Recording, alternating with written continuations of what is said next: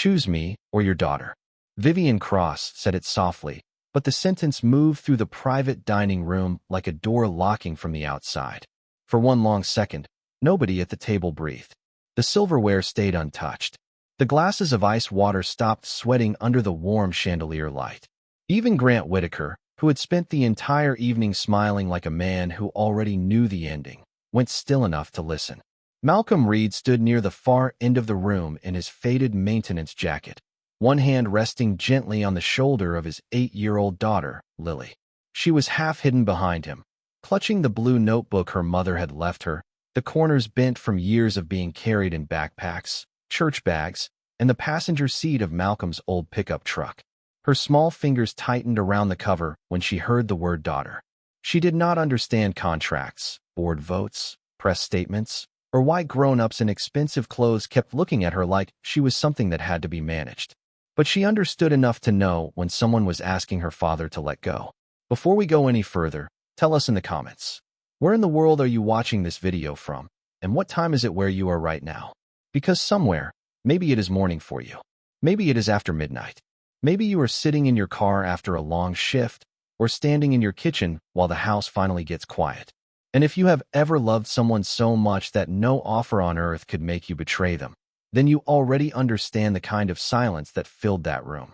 Malcolm did not answer right away. That was the first thing that unsettled them. Men like Grant expected anger because anger was easy to dismiss. Vivian expected pleading because money had taught her that everybody had a price, especially a man raising a child alone on a maintenance salary. The board expected embarrassment because Malcolm's work boots still carried a faint line of dried mud from the service entrance.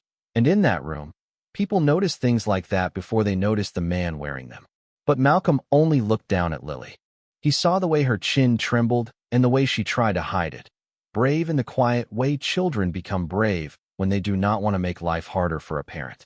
He reached back and adjusted the collar of her little yellow coat, the same coat he had bought one size too large so it would last through winter. Then he looked at Vivian, not with hatred, not even with surprise, just with the tired sadness of a man who had finally heard the truth behind a beautiful promise. "A woman who asks me to abandon my child," he said, his voice low and steady, "has already told me she doesn't know how to love me." No one moved. Vivian's face changed, but only for a moment. It was not shame yet, not regret, something smaller, a crack in the polished glass. Lily stepped closer to her father, pressing her notebook against his side like it could hold him there. Grant's smile thinned. Across the room, Eleanor Cross, Vivian's mother, lifted her eyes from the table for the first time all evening, studying Malcolm as if his voice had reached into a memory she had buried years ago. And Malcolm, who had entered Crosswell Resort 3 weeks earlier as just another employee nobody important bothered to remember, stood in front of a billionaire, a boardroom, and a future he could not afford to lose, knowing that by morning he might have nothing left but his name, his daughter, and the promise he had made beside a hospital bed 5 years ago, that Lily Reed would never have to wonder whether her father would choose her. 3 weeks earlier, Malcolm Reed was known at Crosswell Resort as the man who never stayed late. Not the lazy kind of never, not the careless kind. He arrived before sunrise most mornings, usually while the sky over the Blue Ridge foothills was still the color of cold steel, and he was often the first employee to unlock the maintenance office behind the East Service corridor. By 6:30, he had already checked the boiler pressure, walked the pool equipment room, answered the overnight repair notes, and made coffee in a dented metal thermos that had belonged to his father. He fixed what needed fixing without making people feel foolish for breaking it. A stuck elevator door, a burst pipe under the spa, a guest room thermostat that had given up in the middle of August. Malcolm handled all of it with the same quiet patience. He did not sigh. He did not lecture. He just took out his tools, rolled up his sleeves, and left things better than he found them. That should have made him respected. In some corners of the resort, it did. Housekeepers trusted him. Kitchen staff waved when he passed. The older groundskeeper, Mr. Alvarez, called him brother and meant it. But upstairs, where the carpets got thicker and people measured importance by how many doors opened before they reached them, Malcolm was mostly invisible. He was the tall black man in the faded navy work jacket, the one with careful eyes and calloused hands, the single father who declined after-work drinks, holiday mixers, and every invitation that came with the unspoken expectation that he should be grateful to be included. At 5:25 each afternoon, no matter what emergency someone tried to invent, Malcolm washed his hands in the maintenance sink, hung his radio on the charger, and walked out through the employee lot toward his old Ford pickup.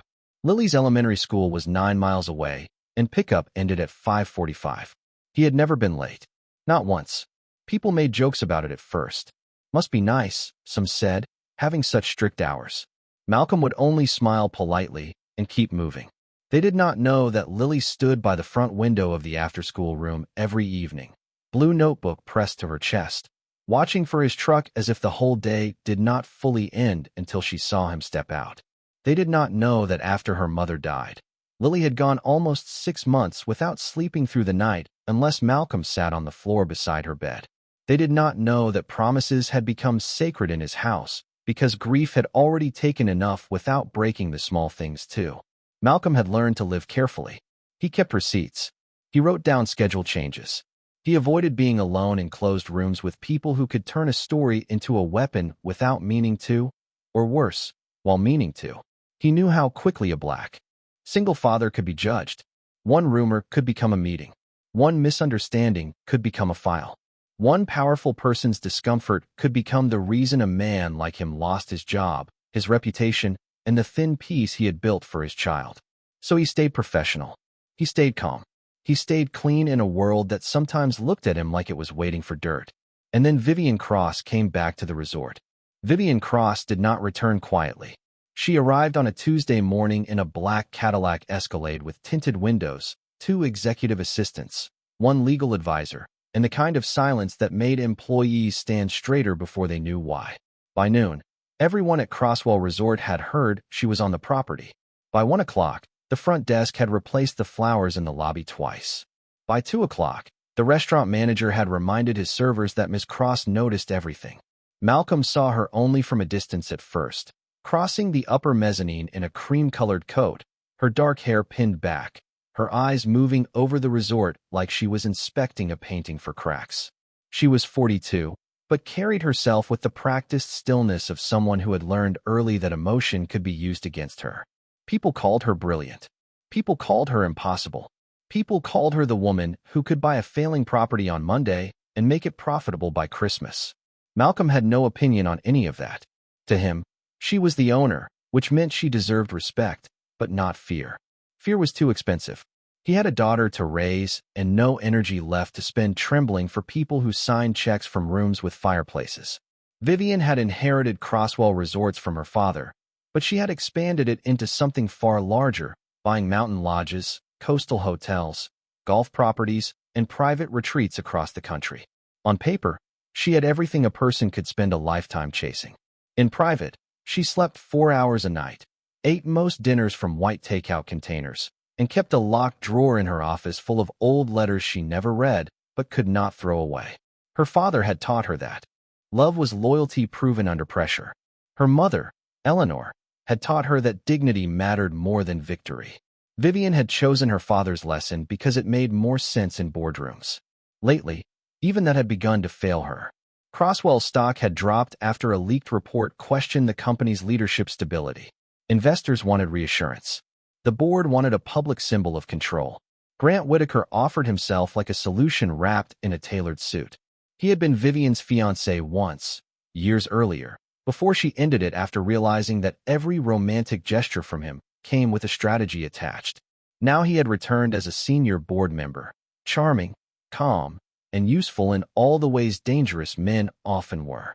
At the executive lunch that day, he smiled across the table and said the market trusted partnerships. Vivian did not answer. She looked through the glass wall toward the lower courtyard, where Malcolm was kneeling beside a broken water feature while Lily sat on a bench after school, drawing in her blue notebook as if the whole resort belonged to her imagination. Malcolm tightened one valve, tested the pump, then looked over at his daughter and gave her a small thumbs up. Lily smiled like he had repaired the sun itself. Vivian looked away too quickly, irritated by a feeling she did not have a name for. Grant noticed. He always noticed. And before the week was over, he would decide that Malcolm Reed was not just an employee. He was a weakness Vivian Cross had not yet learned to hide. The anniversary gala began that Friday under a sky the color of wet slate. Rain moved across the resort in soft diagonal sheets, tapping against the tall windows of the ballroom, while violin music floated above the sound of polished voices and expensive laughter. Inside, Crosswell Resort looked flawless. White flowers lined the grand staircase. Gold light spilled over linen-covered tables. Waiters moved like shadows with silver trays, and every guest seemed to know exactly how to smile without revealing what they were thinking. Malcolm was not supposed to be anywhere near the ballroom. His shift had officially ended at 5:25, the way it always did, and Lily's school art showcase started at 6:15, 9 miles down the mountain road. She had reminded him that morning while he braided the left side of her hair because she liked it better when he tried, even if the parts came out crooked. "Front row, Daddy," she had said. Malcolm had promised. But at 5:18, the emergency call came through his radio. The service elevator near the West Wing had frozen between floors with 3 catering carts inside, and the kitchen could not move dessert service without it. Malcolm looked at the clock, closed his eyes for half a second, then answered. He fixed the elevator in 22 minutes. Fast enough to save the gala, not fast enough to save the promise. By the time he reached the employee parking lot, his phone showed 4 missed calls from Lily's after-school teacher and 1 picture message. Lily stood beside a wall of children's artwork holding her blue notebook against her dress, smiling with the kind of smile children use when they are trying not to look disappointed. Malcolm sat in his truck with the rain running down the windshield and felt something inside him sink. He called her, apologized without excuses, and listened as she said it was okay in a voice too careful for an 8-year-old. He was still holding the phone when he saw Vivian Cross come through the side doors of the ballroom alone. She did not have an umbrella. She walked down the stone steps into the rain as if she did not notice it, one hand pressed against the railing, her cream-colored gala dress darkening at the hem.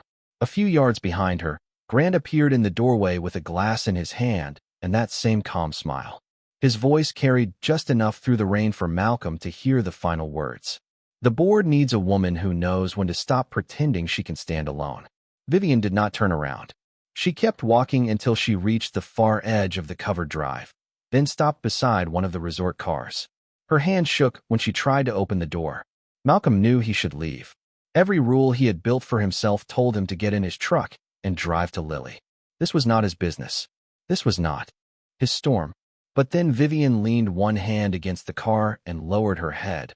Not dramatically, not for attention, just like a person whose strength had finally run out where no one was supposed to see it. Malcolm put his phone in his pocket and stepped out into the rain. He kept 10 feet between them when he spoke. "Miss Cross, do you need someone to call your driver?" Vivian looked up, and for the first time since she had arrived, she did not look like the owner of anything. She looked tired. Malcolm did not touch her. He called Nora Bell from the guest services desk, asked her to witness the situation, requested a resort car, and waited under the awning until Vivian was safely seated in the back. When Nora offered to ride with her to the private guest house, Malcolm nodded, grateful for the boundary. He followed in his pickup with his hazard lights on through 2 miles of winding resort road, then left Vivian at the guest house with water on the table, her phone plugged into a charger, and a handwritten note that said only, "You were not alone. You were safe. M. Reed." At 7:03, he arrived at Lily's school, long after the folding chairs had been stacked. His daughter was sitting on the front steps with her teacher, blue notebook in her lap, yellow coat zipped to her chin. Malcolm got down on one knee in the wet parking lot and told her the truth. "I helped someone who should not have been left alone." Lily looked at him for a long moment, then asked, "Did she have nobody?" Malcolm swallowed. "Maybe not tonight." Lily opened her notebook and showed him the drawing she had made, a tall man standing between a little girl and the rain. Then she slid her small hand into his and said, "Then I guess you did what you always tell me to do." Vivian woke the next morning to unfamiliar quiet. For several seconds, she did not move. The guest house ceiling above her was made of pale wood beams she had approved in a renovation meeting 3 years earlier, yet she could not remember coming there. Rain tapped softly against the windows. A gray morning pressed against the glass. Her shoes had been placed neatly beside the door, her coat hung over the back of a chair, and her phone sat on the nightstand at 100% battery. Nothing was missing. Nothing was disturbed. On the small table near the fireplace stood a glass of water, a packet of crackers, 2 aspirin still sealed in plastic, and a folded piece of resort stationery with careful handwriting across the front. You were not alone. You were safe. Read. Vivian read the sentence once. Then again. She expected it to feel ordinary, the basic courtesy one employee might show an employer. Instead, it unsettled her because there was no performance in it. No request. No apology. No attempt to turn kindness into leverage. Her life had made her suspicious of clean gestures. In Vivian's world, flowers arrived before demands, compliments came before negotiations, and loyalty was usually an invoice waiting to be disguised as devotion. But Malcolm Reed had left before she could thank him, before anyone could see him, before the story could become useful to him. A soft knock came at the door just after 8. Nora Bell entered with a breakfast tray and the calm expression of a woman who had raised 3 sons and survived 30 years of wealthy people mistaking silence for obedience. Behind her stood Lily Reed in her yellow coat, hair braided unevenly on one side, blue notebook tucked beneath her arm. Malcolm was outside on the porch, Nora explained, repairing a loose handrail before the next storm rolled in. Lily had insisted on bringing back his thermos. Vivian sat up a little straighter, suddenly aware of how small she felt without her armor of makeup, assistants, and meetings. Lily stepped forward and placed the dented metal thermos on the table with both hands. Daddy said he forgot this, she said. Then she looked at Vivian the way children look when no one has taught them to hide their questions yet. Are you sad like my daddy gets sad when he thinks I am asleep? Nora went still. Vivian could have laughed politely. She could have corrected the child. She could have put the wall back where it belonged. Instead, she looked toward the rain-streaked window and found Malcolm outside, sleeves rolled to his forearms, tightening screws into the handrail with steady concentration. He did not glance in. He did not try to make the moment his. Vivian looked back at Lily. Sometimes, she said quietly. Lily nodded as if this was a practical answer. When my mommy died, Daddy used to sit in the hallway after he tucked me in. I could see his shadow under the door. He thought I did not know he was crying, but I knew. Vivian felt the words land somewhere beneath all the places she usually protected. Lily opened the blue notebook and turned it around. The drawing showed a tall man standing beneath heavy rain, one arm stretched beside a small girl while water fell all around them. In the corner, another figure stood apart under a bright window, colored in pale cream. That is you, Lily said. I did not know what your hair looked like in the rain, so I guessed. Vivian stared at the picture longer than she meant to. She had been drawn smaller than Malcolm, not because Lily saw her as weak, but because the child had drawn the truth of the night. Malcolm had been the shelter. Vivian had been the one outside it. From the porch came the low sound of his drill stopping. Lily smiled and hurried to the door, but before she left, she turned back and said, Daddy says helping somebody does not mean they owe you. It just means you remembered they were a person. After the door closed, Vivian sat in the quiet with the note still in her hand.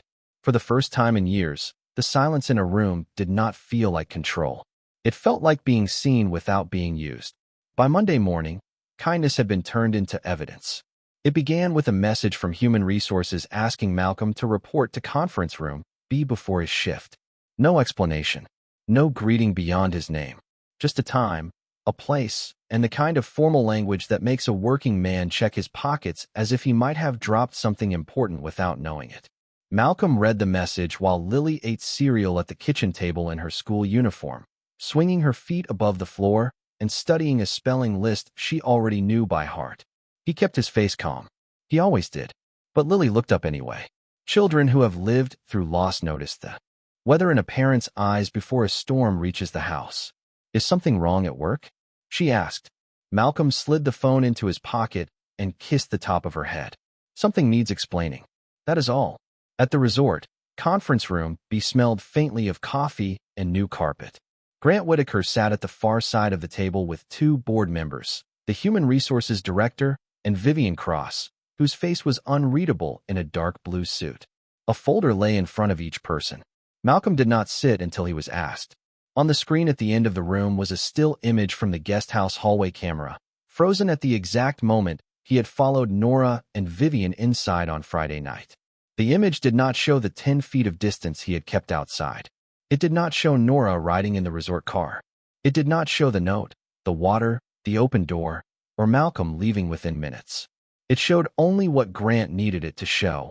A black maintenance manager entering a private guest house after hours with the billionaire owner of the company. Grant folded his hands as if regret pained him. "We are all trying to protect the integrity of this organization," he said. Malcolm looked at the screen, then at Vivian. She did not look away, but she did not speak. That silence hurt more than Grant's words. The human resources director asked questions in a careful voice. Why had Malcolm been at the guest house? Why had he not filed a formal incident report? Why had he communicated with Ms. Cross without going through executive security? Malcolm answered every question plainly. He had called Nora. He had followed in his truck to make sure the resort car reached the guest house safely. He had left immediately. He had not filed a report because Nora had been present and Vivian had not been injured. Grant tapped the folder once. Unfortunately, perception matters. Malcolm knew that sentence. Men like him met it in different clothes all their lives. It meant the truth could be clean and still be considered inconvenient. Then Vivian finally spoke. "There may be a way to resolve this before it becomes public." Malcolm turned to her. Her voice was controlled, but something beneath it trembled. She explained that the board feared rumors. Grant had already warned that investors might question her judgment. If Malcolm agreed to appear beside her at a private donor event, if they presented the situation as the beginning of a personal relationship rather than an incident, the narrative could be contained. In exchange, his position would be protected, his salary increased, and Lily's education fully covered through college. The room became very quiet. For a moment, Malcolm thought of unpaid bills stacked in a drawer, the old truck that shook above 55 miles per hour, the inhaler Lily needed that cost more than it should, and the way she sometimes pretended not to want things because she knew wanting made him worry. Vivian saw the pause and mistook it for surrender. Malcolm placed both hands on the back of the chair in front of him. "Ms. Cross," he said, "I will not teach my daughter that a lie becomes respectable because rich people need it." Grant's eyes sharpened. Vivian's lips parted slightly. Malcolm nodded once, not angry, not loud, and left the room with his badge still clipped to his jacket, understanding that the truth had not saved him yet. It had only made him more dangerous to the people who needed him quiet. The next morning, Malcolm's employee badge stopped opening doors. At first, he thought the card reader outside the East Service corridor had failed again, the same small red light blinking over and over while cold mountain air moved through the loading dock behind him. Then Mr. Alvarez opened the door from the inside, saw Malcolm standing there with his toolbox in one hand, and looked away with the kind of sorrow that explained everything before words had to. "They told me not to let you in, brother," he said quietly. Malcolm nodded once. He did not argue. He did not ask Mr. Alvarez to risk his own job for a fight that had not chosen him. He only removed the radio from his belt, placed it gently on top of the toolbox, and stood there for a second longer than he needed to. Looking past the service hallway toward the building, he had kept running, while people upstairs forgot the names of those who made comfort possible. By noon, the story had spread across the resort in pieces. Some said Malcolm had been suspended. Some said he had tried to use Vivian. Some said Vivian had protected him, and he had embarrassed her by refusing. Rumors always found a way to make dignity look like arrogance when the person standing firm did not have enough power to control the room. Malcolm drove to Lily's school early that day, hoping she would not hear any of it. But children live closer to adult cruelty than adults like to believe. She was waiting near the office instead of the after-school room, her blue notebook pressed flat against her chest. Her teacher stood beside her with a worried smile. Lily climbed into the truck without speaking. Malcolm let the engine run for almost a minute before he asked what happened. She looked out the window at the flag snapping in the wind. "A girl said her mom heard you did something bad with the resort lady." Malcolm closed his eyes, just for a moment. When he opened them, Lily was still staring out the window, trying to be older than 8. "Did you?" she asked. "No, sweetheart. I helped someone. Some people did not like the truth because it did not help them." Lily nodded, but her mouth pressed tight the way it did when she was working hard not to cry. That night, Vivian came to Malcolm's small rental house on the edge of town. She arrived without assistance, without Grant, without the tinted Escalade. Just a black sedan parked beneath a maple tree and a woman standing on a porch that needed repainting, holding an envelope thick enough to feel like a decision. Malcolm did not invite her inside. Lily was asleep on the couch with her notebook under one arm. cartoons flickering quietly on the television, and he would not bring adult storms any closer to her than they had already come. Vivian looked past him and saw the narrow living room, the folded laundry, the inhaler on the side table, the drawings taped to the refrigerator. For the first time, the offer in her hand seemed heavier than generous. She told him the board would reinstate him if he reconsidered. The donor event was in 48 hours. One appearance, one statement, 3 months of public cooperation. Lily would attend a private academy in Asheville with full tuition paid, but during the media cycle, it would be better if she stayed at the boarding program during the week. Just temporarily, Vivian said, to protect her from attention. Malcolm listened without interrupting. The old porch light hummed above them. Somewhere inside, Lily shifted in her sleep. Vivian softened her voice, mistaking tenderness for permission. You would never have to worry about her future again. Malcolm looked at the envelope, then at Vivian.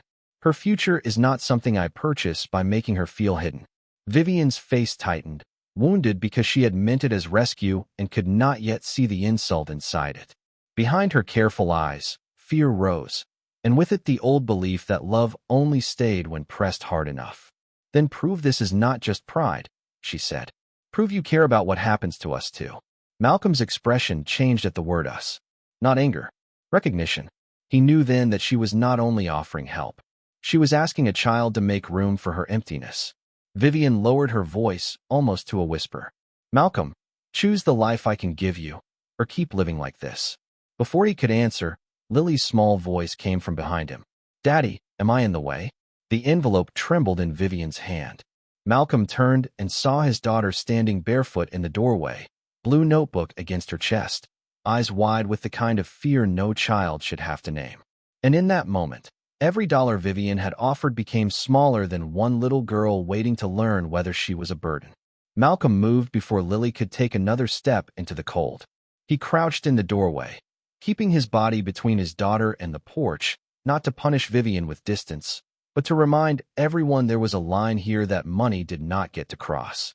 You are not in the way, he said. Not today. Not ever. Lily's eyes searched his face like she needed the answer to be strong enough to stand on.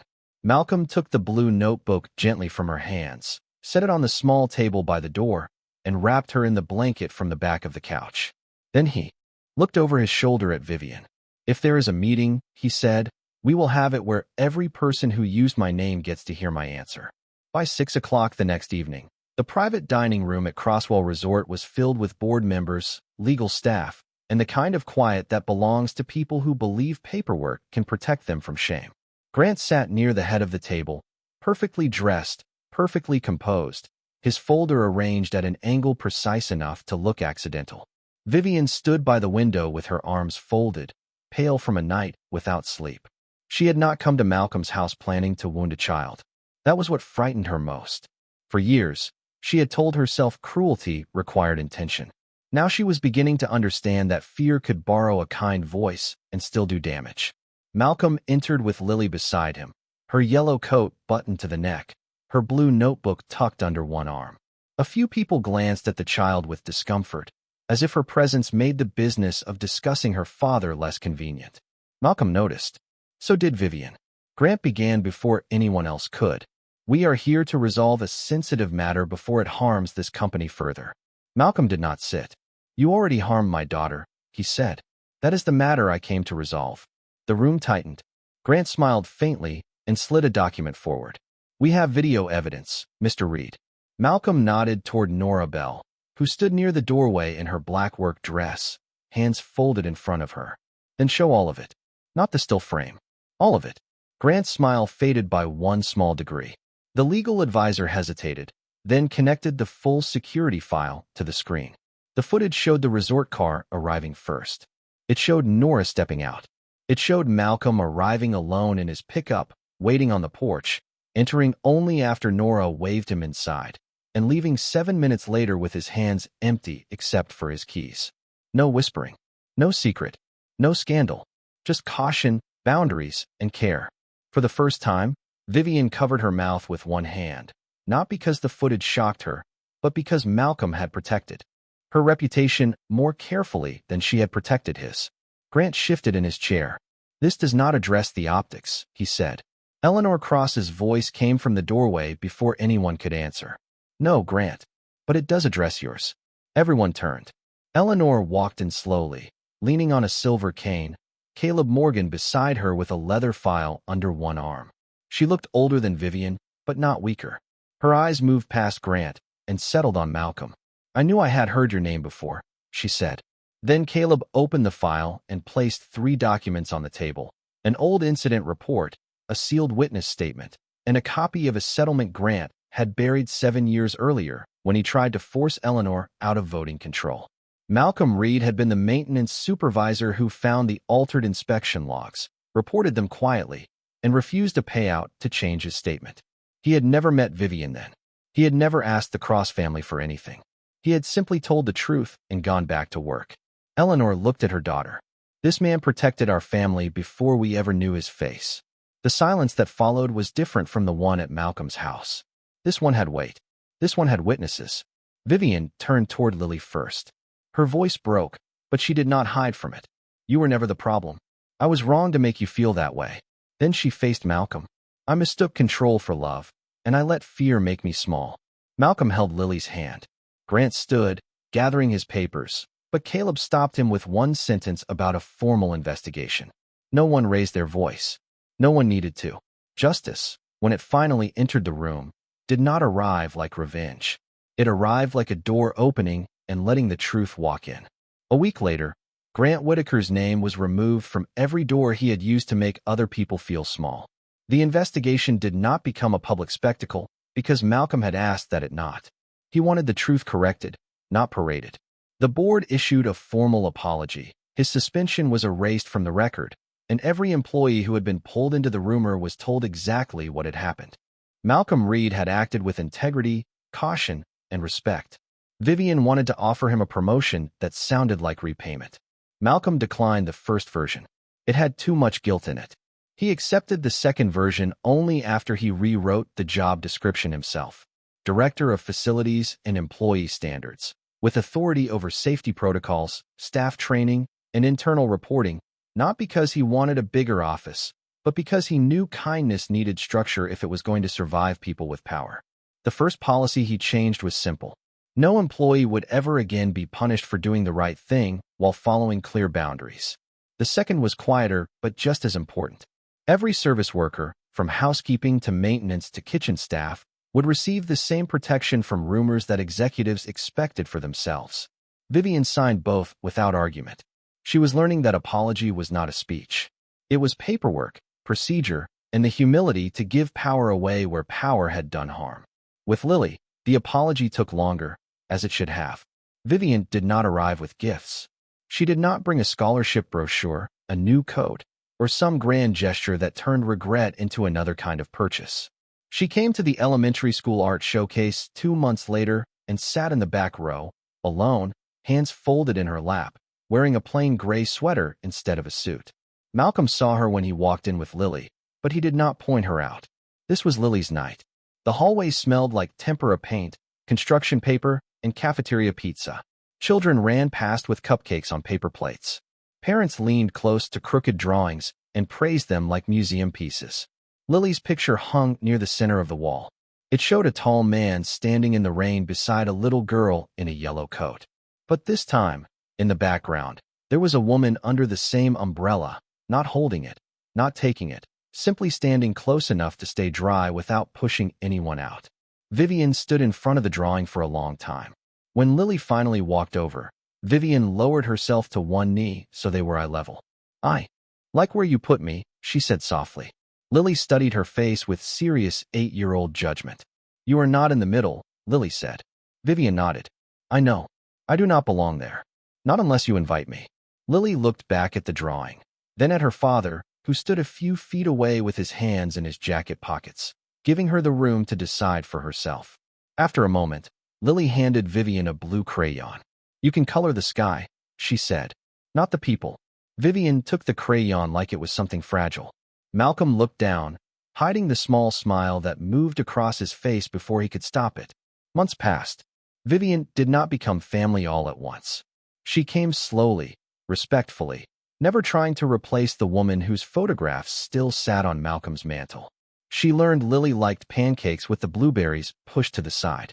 She learned Malcolm fixed old furniture on Sunday afternoons because his wife had loved things that could be restored. She learned that love in their house was not loud, not expensive, and not impressed by promises made under chandeliers. It was showing up. It was staying gentle when embarrassed. It was telling the truth even when a lie would make life easier.